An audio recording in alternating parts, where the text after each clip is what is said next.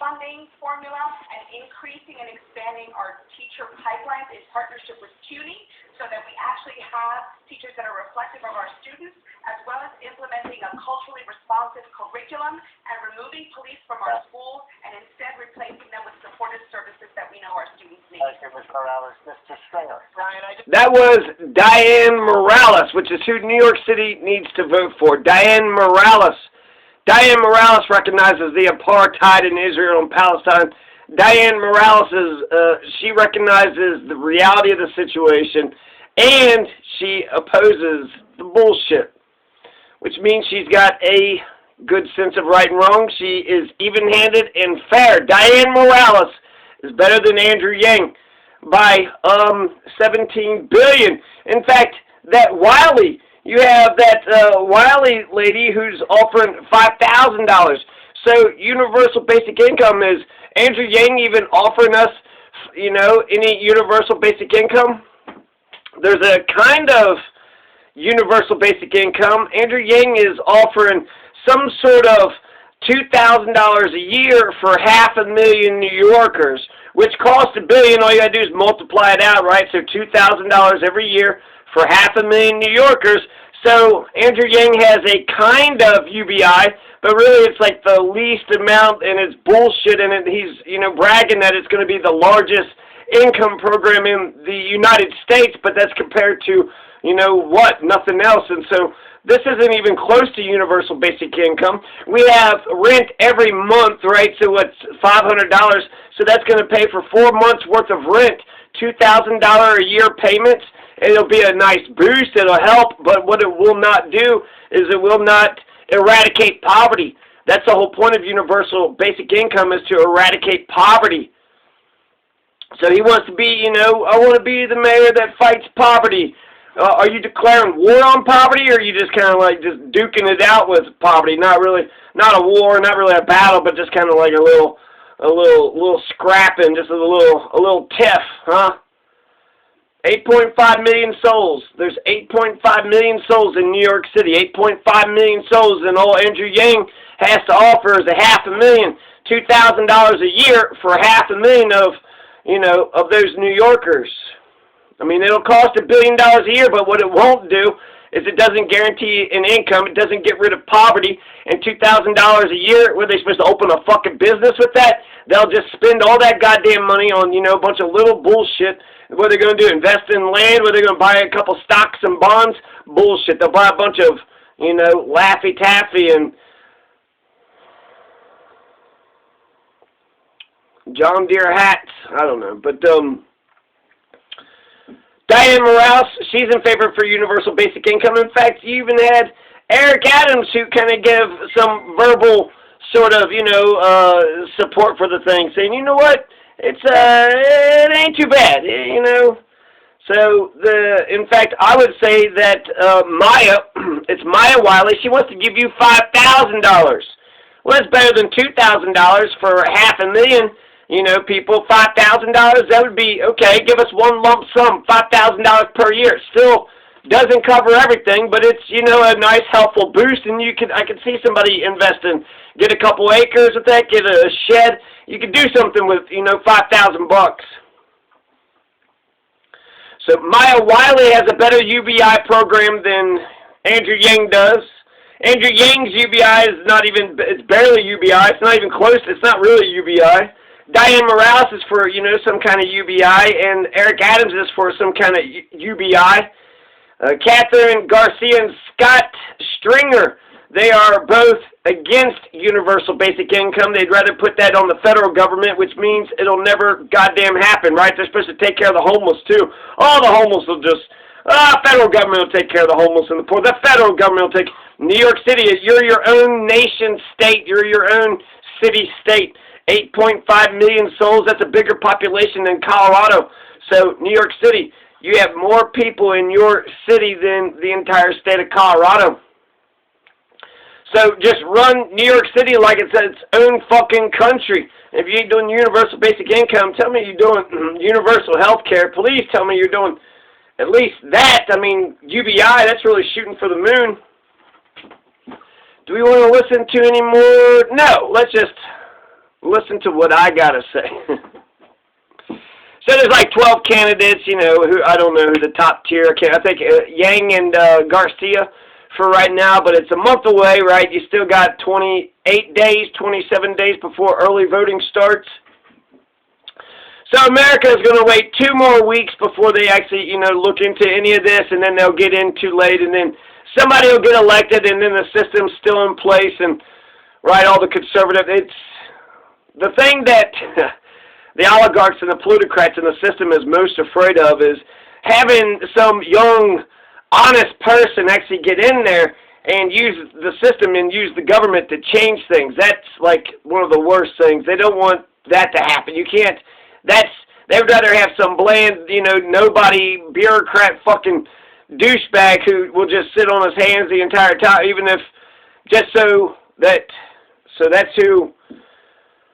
That's what the plutocrats want, right? But what does Eric Stop and Frisk Adams? What does Eric Stop and Frisk Adams want? Well, he wants to make Rudy Giuliani look like Richard Simmons. He wants to make Stalin and Tojo look like Russell Brand. I'm not going to call Eric Adams a Nazi. I'm not going to say he's a Nazi. He's not even a Republican, but I will say he's unapologetically authoritarian. He's been a cop for 22 years.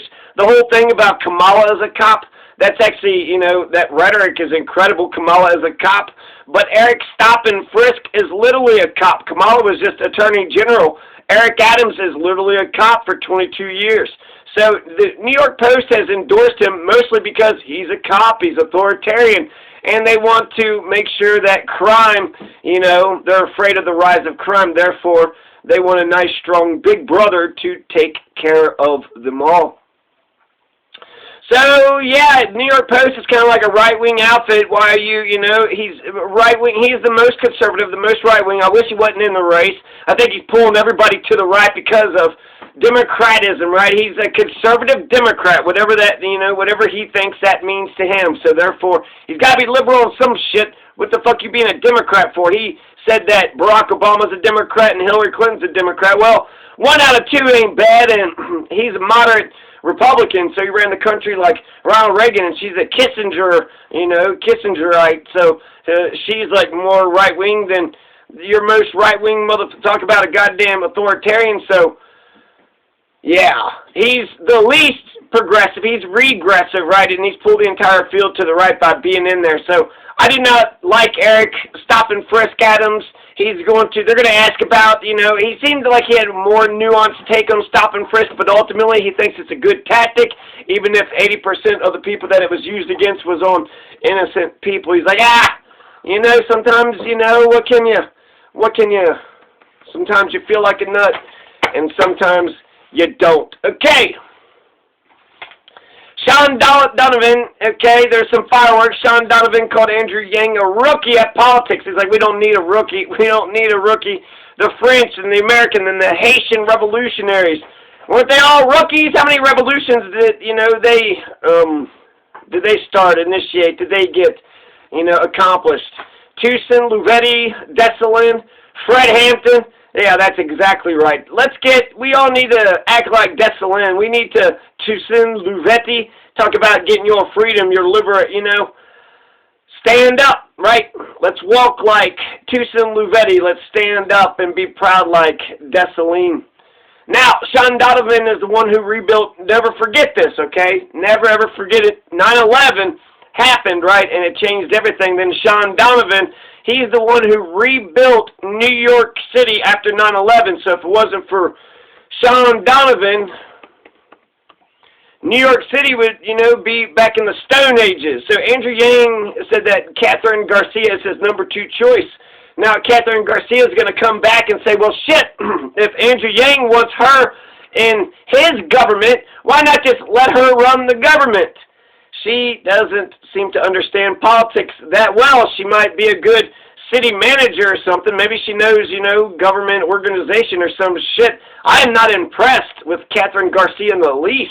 I absolutely adore. I mean, there's like 3 of them, right? Maya Wiley. I love Maya Wiley. I love, you know, my favorite being, oh man, we got to say these names 20 times, right?